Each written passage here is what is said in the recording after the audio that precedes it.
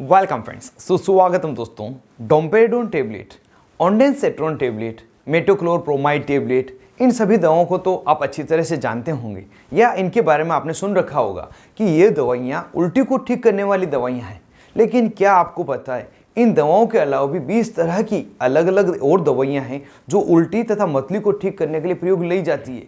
अगर आप जानना चाहते हैं वे दवाइयाँ कौन सी है, क्या डोज उनकी दी जाती है, किन किन स्थितियों में उसका प्रयोग लिया जाता है, किस नाम से मेडिकल स्टोर पर आप उसको खरीद सकते हैं, तो वीडियो पर अंत तक बने रहें। हाँ, हो सकता है कि शुरुआत में वीडियो आपको थोड़ा बोरिंग लगे क्योंकि पूरे वीडियो में सभी दवाइयों के नाम ही हैं, लेकिन अगर इस वीडियो को पूरा देख लेते हैं तो एक भी प्रकार की उल्टी की दवा आपसे अछूती नहीं रहेगी।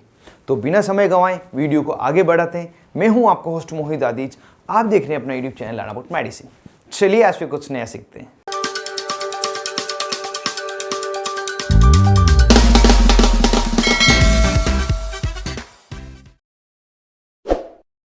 हेलो फ्रेंड्स, नमस्ते दोस्तों। वीडियो में सबसे पहले हम यह जान लेते हैं आखिर उल्टी तथा मतली नोजिया वोमिटिंग होता क्या है। यह एक प्रकार की स्थिति है जिसमें व्यक्ति के पेट में पड़ा हुआ खाना आहार नाल के रास्ते मुंह में आकर बाहर आ जाता है और एक रिवर्स प्रोसेस है जिसे हम उल्टी कहते हैं। और नोजिया वह स्थिति है जब व्यक्ति को उल्टी करने का मन होता लेकिन उल्टी नहीं होती। इन दोनों को हम नोजिया तथा वोमिटिंग कहते हैं और उल्टी मतली से कहा जाता है। अगर इसके कारणों की बात करें, उल्टी क्यों होती है, तो उल्टी होने का जो मुख्य कारण है वह है फूड एलर्जी होना, फूड पॉइजनिंग हो जाना, कोई सीवियर पेन होना जैसे किडनी स्टोन का पेन है, इंटेस्टाइन या स्टोमक में इन्फेक्शन हो जाना, माइग्रेन का सिर दर्द होना, कोई दवा लेने के कारण, दवा के ओवरडोज होने के कारण या कोई दवा चलने के कारण जैसे कैंसर की कीमोथेरेपी चल रही हो, रेडियोथेरेपी चल रही हो, यात्रा के दौरान व्हीकल में बैठने से उल्टी हो सकती है, कोई महिला जो प्रेग्नेंट हुई है तो प्रेगनेंसी के कारण मॉर्निंग सिकनेस हो सकता है, कोई किसी ने बहुत ही ज़्यादा खाना खा लिया है तो उस समय उल्टी हो सकती है, पेट में गैस बन गई है तो उस कारण से कई बार उल्टी हो जाती है। तो इस तरह की अलग अलग कारण से व्यक्ति को उल्टी हो जाती है। अब जब व्यक्ति को उल्टी होती है तो डॉक्टर द्वारा कौन कौन सी दवाइयाँ दी जाती है, कौन सी प्रमुख दवाइयाँ, उन सभी को हम यहाँ पे जान लेते हैं। इन सभी दवाओं को मुख्य रूप से 7 अलग अलग ग्रुप में बांटा है जिसको हम एक एक करके जानेंगे। पहले हम उन दवाओं को जान लेते हैं जो ज़्यादातर चलन में, जो आप सभी को थोड़ी बहुत नॉलेज में आप उसको जानते हैं। तो सबसे पहली जो दवा है वह होती है गैस्ट्रोपोरोकाइनेटिक ड्रग्स।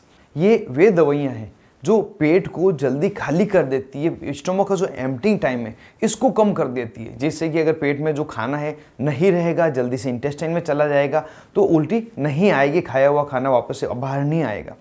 इसमें जो दवाइयाँ कवर की गई है उसमें सबसे पहली दवा है मेटोक्लोप्रोमाइड दवा।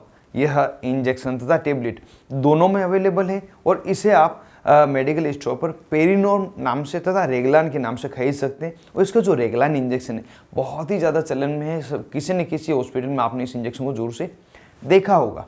अगर इसकी डोज की बात करें तो टेबलेट में इसकी डोज होती है 10 मिलीग्राम की टेबलेट, दिन में 3 बार देना। और अगर एम्पुल में बात करें तो 2 ml का एक पूरा एम्पुल आता है, वो पूरा ही एम्पुल दिया जाता है। इसे दिन में 2 से 3 बार दिया जा सकता है। IV तथा IM दोनों ही रूट से इसको दे सकते हैं। यह टेबलेट खाने के पहले और खाने के बाद दोनों से दी जा सकती है। अगर खाने के पहले लें तो बेटर रिजल्ट मिलता है। दूसरी दवा है डोम्पेरिडोन। यह टेबलेट तथा सिरप दोनों ही फॉर्म में अवेलेबल है। इसकी टेबलेट 10 मिलीग्राम की आती है, जो सिरप आती है 10 मिलीग्राम प्रति 5 ml की स्ट्रेंथ में आती है। इसे आप मेडिकल स्टोर पर डोमेस्टाल तथा डोम TD इन दोनों नाम से खरीद सकते हैं। जब भी मरीज डॉक्टर के पास उल्टी की शिकायत लेके जाता है तो सबसे ज़्यादा और सबसे पहले लिखी जाने वाली यह डोम्पेरिडोन दवा ही है। और अगर मेडिकल स्टोर पे भी आप जाते हैं तो सबसे पहले आपको ये डोम्पेरिडोन टेबलेट ही दी जाएगी। अगर इससे नहीं रुकती तो फिर दूसरी दवा दी जाएगी। इस टेबलेट की डोज की बात करें तो 10 मिलीग्राम से लगाकर 40 मिलीग्राम प्रतिदिन तक दी जाती है। मतलब एक टेबलेट सामान्यतः 2 से 3 बार दी जाती है और ज़्यादा आवश्यकता होने पर 4 बार भी दी जा सकती है। इसे भी खाने के पहले तथा खाने के बाद किसी समय ले सकते हैं। और यह जो उल्टी की दवाइयाँ हैं, ऐसा नहीं कि खाने के पहले ही लेनी है। अगर किसी व्यक्ति को खाने के बाद उल्टी आ रही है तो किसी भी समय इसको ली जा सकती है। सिरप की अगर बात करें बच्चों में क्या डोज दी जाती है तो बच्चों में होती है 0.3 मिलीग्राम से लगाकर 0.6 मिलीग्राम प्रति किलोग्राम पर डोज, प्रत्येक डोज इस तरह से कैलकुलेट करके दी जाती है। बच्चों में भी आवश्यकता अनुसार डॉक्टर द्वारा एडवाइस की जाती है। अगली दवा है इटोप्राइड। यह टेबलेट हो सकता है आपके लिए नहीं हो क्योंकि इसे हमेशा कॉम्पोजिशन में ही बनाया जाता है, कॉम्पोजिशन डॉक्टर द्वारा दी जाती है। यह पीपीआई जो दवाइयाँ हैं, प्रोटॉन पंप इनहिबिटर, जैसे ओमेप्राजोल, पेंटाप्राजोल, इनके साथ में कंपोजिशन देते हैं और ये अकेली भी अवेलेबल है। जो इसकी अकेली दवा है वो 50 मिलीग्राम की टेबलेट में मिल जाती है और गेनेटोन नाम से ये आपको आसानी से मिल जाती है। इसकी अगर डोज की बात करें तो 50 मिलीग्राम की टेबलेट दिन में 3 बार तक दी जा सकती है और 150 मिलीग्राम भी दी जाती है, लेकिन वो सस्टेन रिलीज फॉर्म में होनी चाहिए, उस समय दिन में 1 बार ही दी जाती है। अगली दवा है लीवोसल्फराइड। हो सकता है यह नाम आपको नया लगे, लेकिन हाल ही के दिनों में डॉक्टर द्वारा यह दवा काफ़ी ज़्यादा प्रयोग में लाई जा रही है। यह सिर्फ टेबलेट फॉर्म में ही अवेलेबल है। यह 25 मिलीग्राम तथा 75 मिलीग्राम 2 स्ट्रेंथ में बनाई जाती है और इसका जो पॉपुलर ब्रांड नेम है वो है लेस्यूराइड टेबलेट।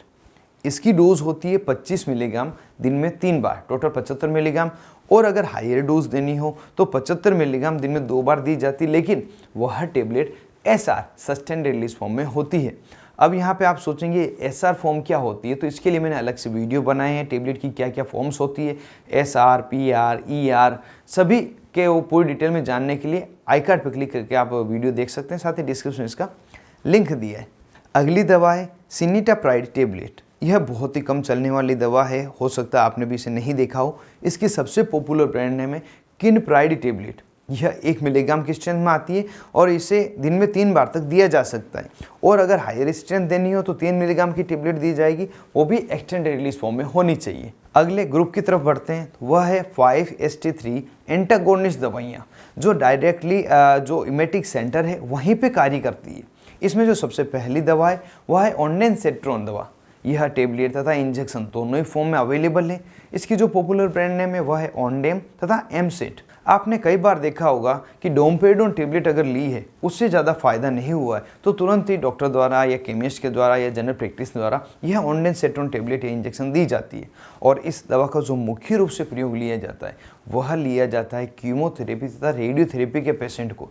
और जब कीमोथेरेपी रेडियोथेरेपी होती है उस समय व्यक्ति को नोजिया वोमिटिंग होती ही होती है, तो उस समय ये ऑन्डेनसेट्रोन इंजेक्शन हाई डोज में दिया जाता है, जैसे कि उस समय की जो उल्टी मतली है वह रुक जाए और इसके अलावा जो अन्य उल्टी मतली है उसमें तो ये दी ही जाती है।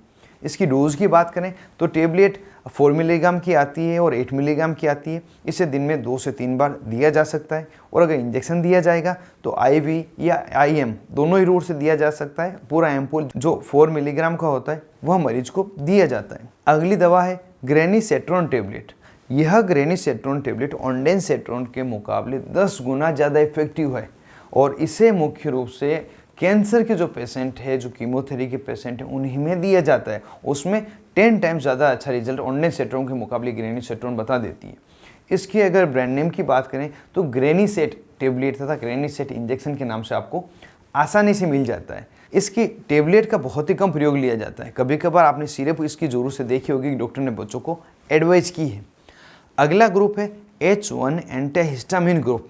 इसके अंतर्गत जो दवाइयाँ आती है वह होती है प्रोमेथाजिन, डाइफिनहाइड्रामाइन, डाइमिन हाइड्रेनेट। यह दवाइयाँ मुख्य रूप से इनका प्रयोग मोशन सिकनेस, जो यात्रा के दौरान नोजिया वोमिटिंग होती है, उनको ठीक करने के लिए मुख्य रूप से लिया जाता है। एक बार लेने के बाद 4 से 6 घंटे तक यह एक टेबलेट असर रखती है। इसी कारण से इसे दिन में 2 से 3 बार तक दिया जाता है अगर लंबी यात्रा आप कर रहे हैं। यहाँ पर एक बात आप ध्यान रखें, ये जो प्रोमेथाजिन दवा है यह 2 प्रिपरेशन में आती है, प्रोमेथाजिन हाइड्रोक्लोराइड तथा प्रोमेथाजिन थियोक्लेट।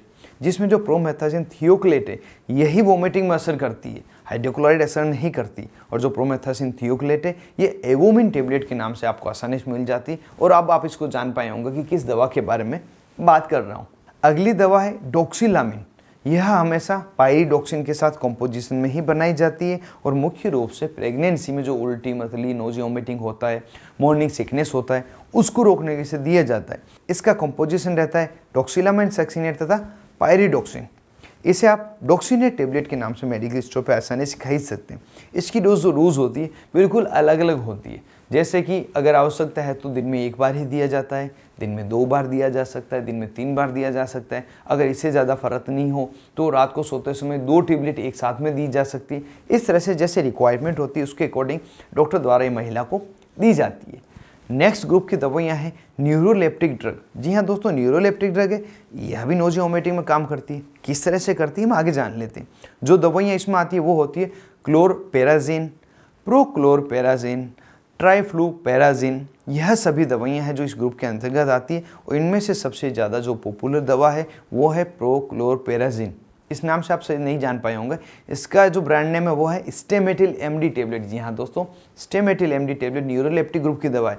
और आप सभी को पता है कि नोजिया, वोमिटिंग, वर्टाइगो, इस सभी में इसका प्रयोग लिया जाता है। यह जो न्यूरोलेप्टिक ग्रुप की दवाइयाँ हैं, इनका प्रयोग post operative vomiting, drug induce vomiting, किसी दवा के कारण उल्टी होती है, किसी बीमारी के कारण उल्टी हो रही हो, रेडिएशन के कारण सिकनेस हो गया हो या मॉर्निंग सिकनेस हो गया हो, इस सभी समय इसका प्रयोग लिया जाता है। यहाँ पर वीडियो थोड़ा लंबा हो रहा है, लेकिन यह चिंता नहीं करें, आप अगर वीडियो को पूरा देखते हैं तो सभी प्रकार की उल्टी की दवाइयों को आप जान पाएंगे।